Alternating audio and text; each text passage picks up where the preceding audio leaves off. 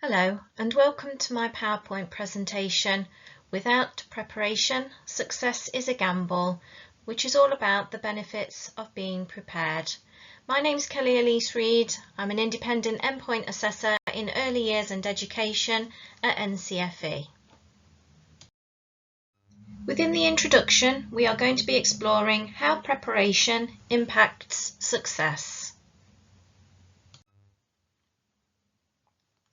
Why is preparation crucial? So we're going to look at how preparation impacts on the success and the role of preparation in reaching desired goals, full stop.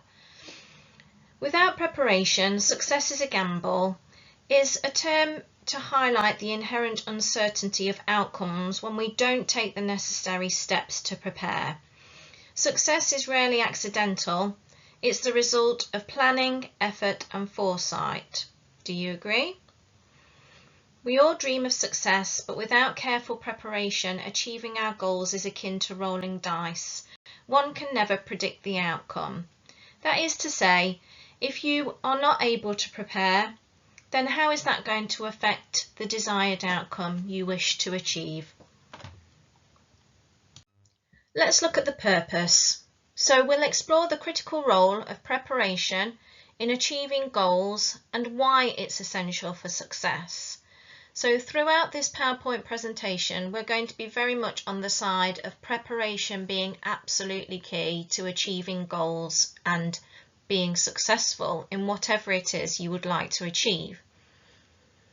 Number one, clarity and focus. Preparation provides a clear roadmap for achieving goals.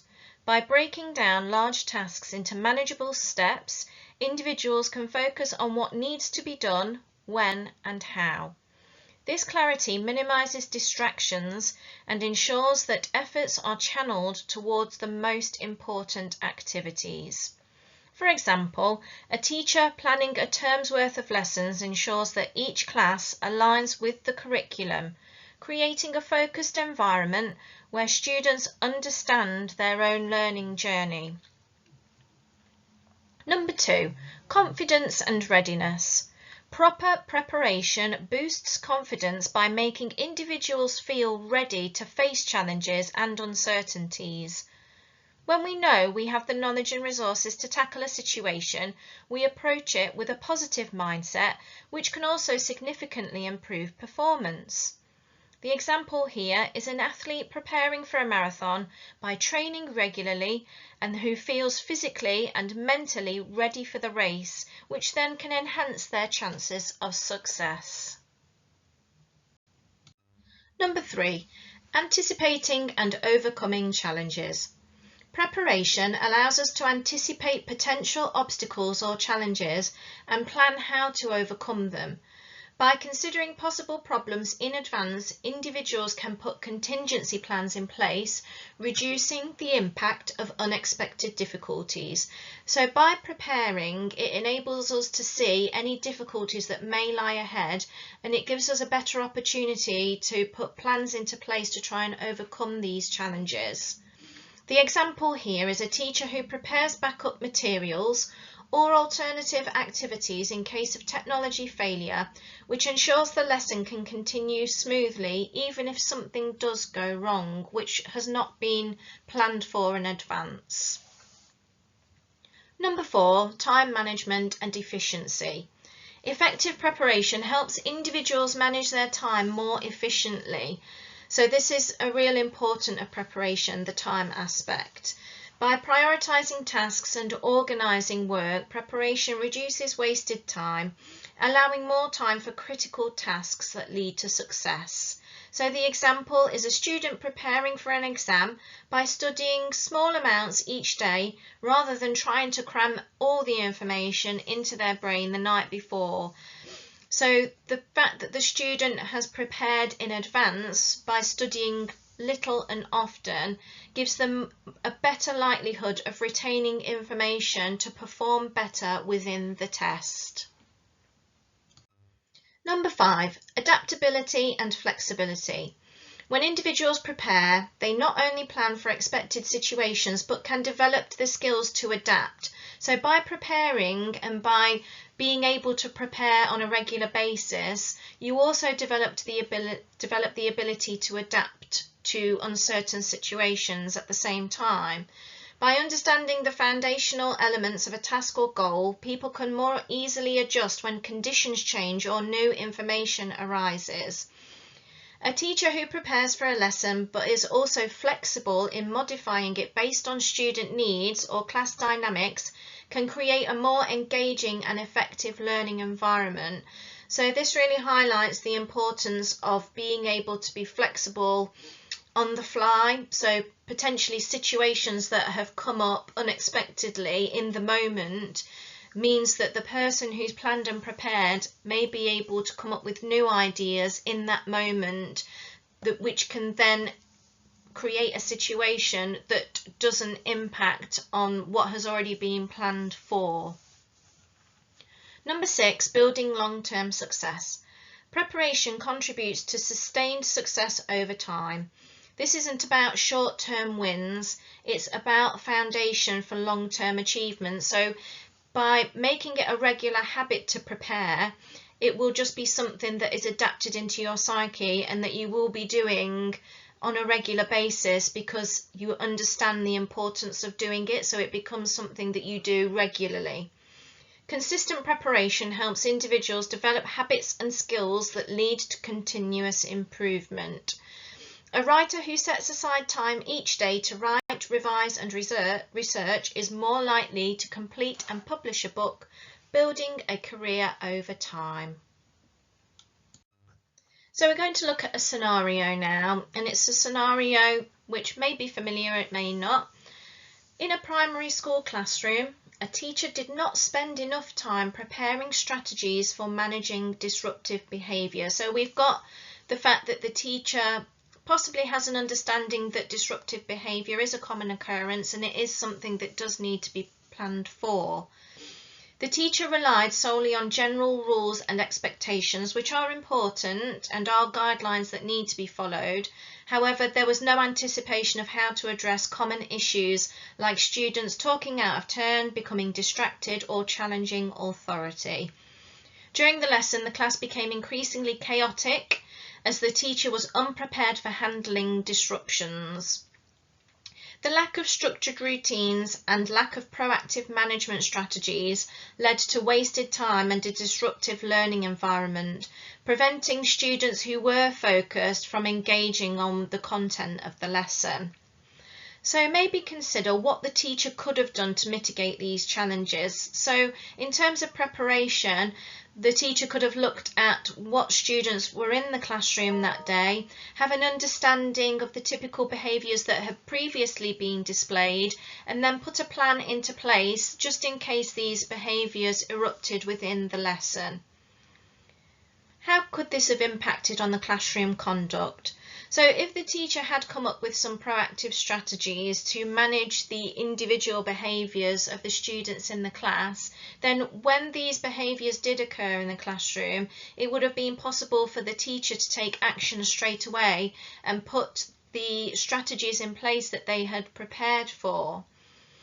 And what can be learned from this? So again, the focus is on the importance of preparing, understanding what to expect when confronted with different situations.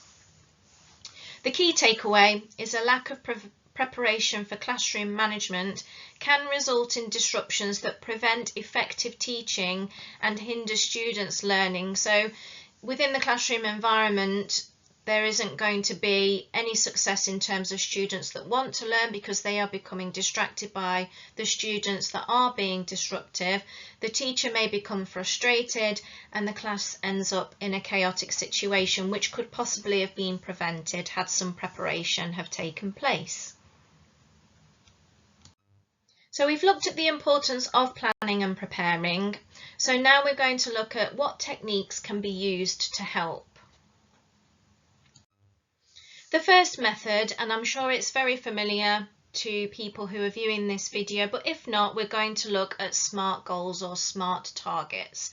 So the SMART framework helps define clear, actionable and achievable goals through following the SMART technique. So the S is for specific, so be clear about what you want to achieve as a start. So this can be just a summary of the specifics in terms of what needs to be achieved.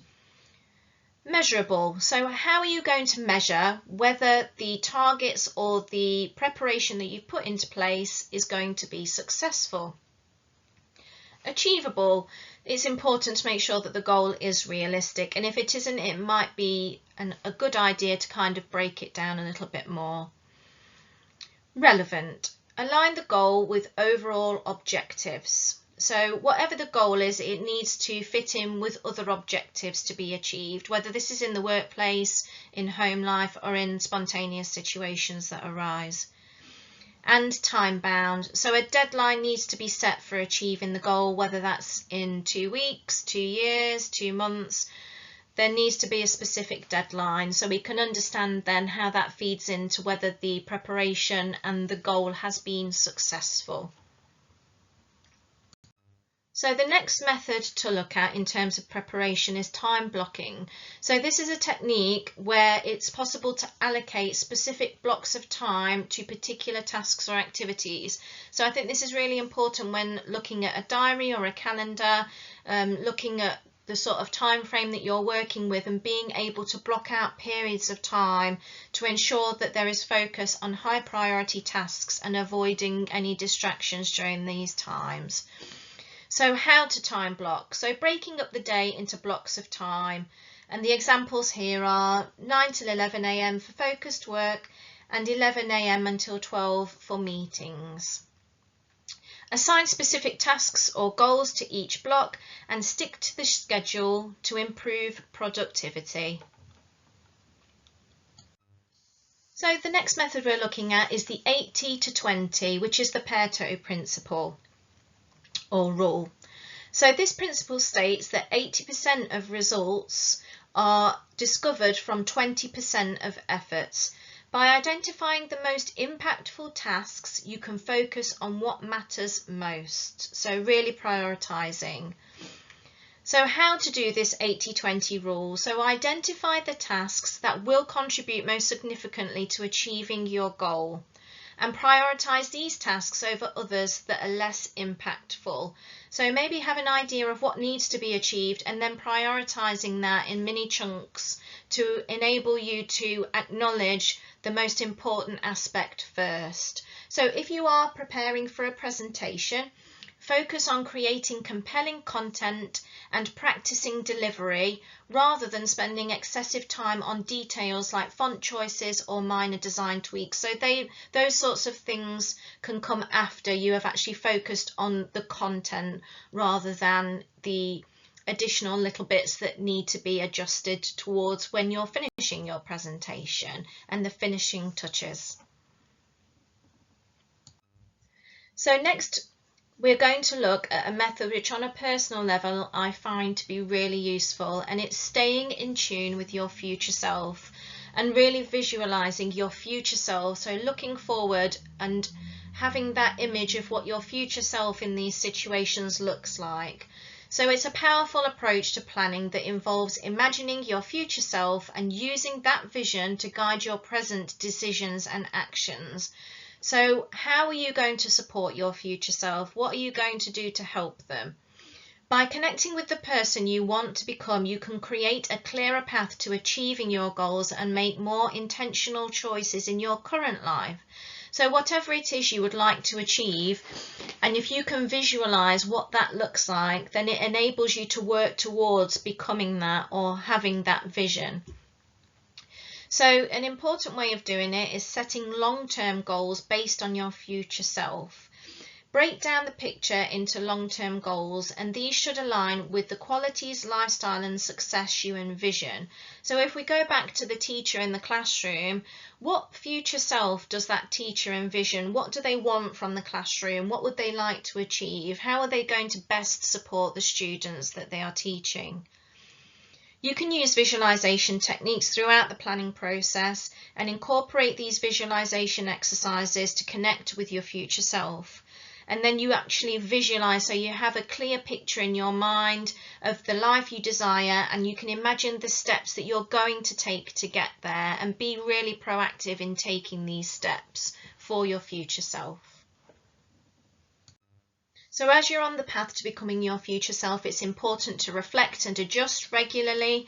Take the time to sort of look at how things are going and check in with yourself. Make your future self your accountability partner. Ask questions like, would my future self be proud of the choices that I'm making right now? And is this action taking me closer to becoming the person that I want to be? By using this method, you can create a deeper connection to your goals and have a clear, motivating reason to take consistent action in the present. This technique aligns with your current choices and puts that in alignment with your desired future, helping you stay focused and intentional as you progress forward. So to conclude and to summarise, preparation is not just about being ready for a single task or event. It's about setting the stage for consistent, successful outcomes and providing clarity, confidence and structure to challenges.